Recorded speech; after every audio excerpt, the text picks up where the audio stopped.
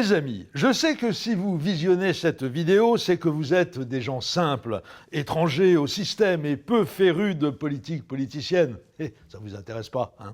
Aussi est-il de mon devoir de vous informer que depuis quelques jours, les milieux autorisés bruissent de l'alarmant pronostic selon lequel François Fillon, tout auréolé qu'il est de son bras de fer victorieux contre ses fidèles compagnons de parti, serait en route vers la victoire finale et l'extase démocratique le 7 mai prochain.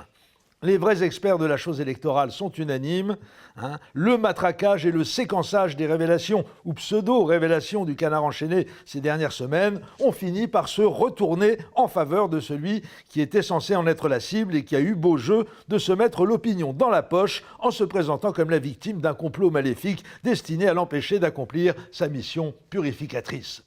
Et quand je dis qui était censé en être la cible, c'est à dessein. Nul n'ignore en effet que le facétieux volatile du mercredi est une entreprise de presse globalement fort profitable, mais qu'il est d'autant plus que la droite se trouve au pouvoir. Et plus la droite en question sera réac, moisie, punitive et cato, plus le palmipède s'en trouvera remplumé. Vous voyez où je veux en venir?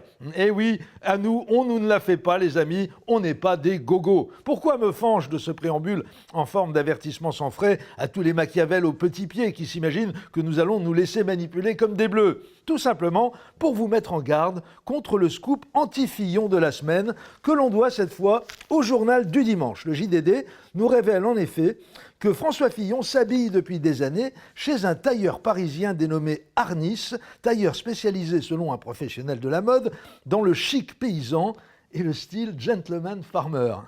Vous connaissiez pas, vous, le chic paysan? Moi non plus, hein. Je vous le recommande pour partir en week-end en famille et préparer des pâtes à la saucisse dans les cuisines de votre château de campagne. C'est l'idéal.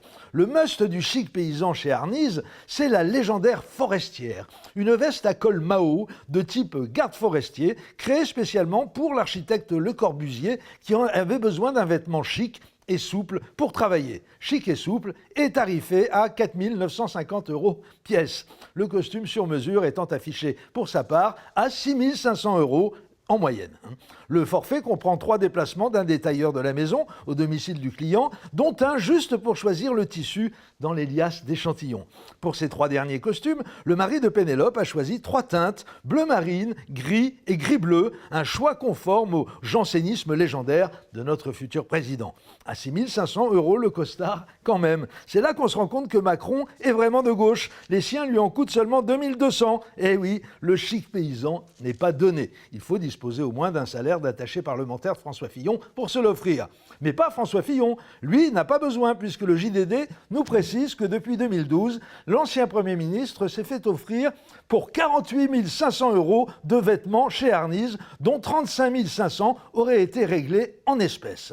Seuls les 2 derniers costumes, tarifés 13 000 €, ont fait l'objet d'un paiement par chèque. L'achat eut lieu le 10 février dernier, soit en pleine tempête du Penelope Gate, et le signataire du chèque, retrouvé par le JDD, a indiqué « J'ai payé à la demande de François Fillon » et ce généreux ami qui tient à rester anonyme d'ajouter « sans d'ailleurs en avoir le moindre remerciement depuis ». Petit problème, le règlement de l'Assemblée nationale prévoit que tout cadeau de plus de 150 € accepté par un parlementaire doit être déclaré au déontologue de l'Assemblée. Là, en l'espèce, on frôle les 50 000 et Fillon n'a rien signalé du tout. Réaction immédiate d'un de ses porte-paroles, Luc Châtel. Les intrusions dans la vie privée du candidat deviennent insupportables. C'est une campagne de caniveau. Sous-entendu, l'acharnement contre le vainqueur de la primaire continue de plus belle, mais il ira jusqu'au bout, admirer sa force, sa ténacité, sa volonté de faire. Poutine et Trump, numérotez vos abattis. Captain Fillon is coming on. Et comme par hasard, ce pseudo-scoop vestimentaire, qui ne fait donc que conforter notre héros dans son statut de victime et alimenter la légende qui le porte inexorablement vers la victoire finale, est publié dans le journal du dimanche, un hebdomadaire dont les sympathies pour la droite sont notoires. Faudrait voir à pas nous prendre pour des jambons. On l'a repéré, la grosse ficelle qui emballe cette petite manip du JDD pour le compte de ses maîtres fillonno-sarkozystes. C'est de la com, ni plus ni moins. Nous sommes en présence d'une casserole leurre, une casserole autophonique de type RPR deuxième génération Autostart. Vous allez voir que demain, le Figaro va nous sortir en exclusivité une interview de Dodo la Saumure révélant que François Fillon a fait travailler Pénélope au Carlton du Mans ou un truc encore plus crapaud capoteux, juste pour fournir à son candidat une nouvelle occasion de jouer les martyrs. Eh bien, c'est trop tard, messieurs, la combine est éventée, on ne se laissera pas embobiner. À lundi. Et on ne nous la fait pas, hein. Salut. Ah non mais oh.